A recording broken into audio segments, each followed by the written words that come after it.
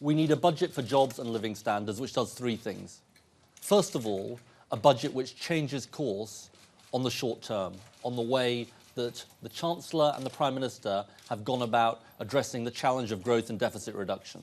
The second thing, though, that this government's got to do is plan for a different economy in the future, an economy that genuinely works for working people. The problem about this government, though, is they seem to have absolutely no vision of where our economy needs to be 5, 10 or 15 years ahead. The third thing that a budget for jobs and living standards would do is address that squeeze on living standards that has taken place, that squeeze on the incomes of lower and middle income families. The problem is that the government doesn't seem destined to do this.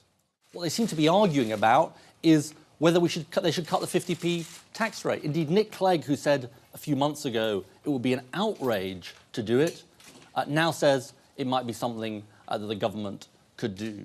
Tough times expose your values, your choices, your priorities. Labour is the only party saying ahead of the budget it's the wrong priority in this budget to be cutting the 50p tax rate for those earning over £150,000 a year.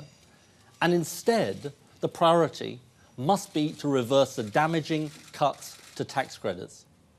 The cuts which mean that for working people, work stops becoming worthwhile. The cuts that mean for working women, affordable childcare gets further out of reach.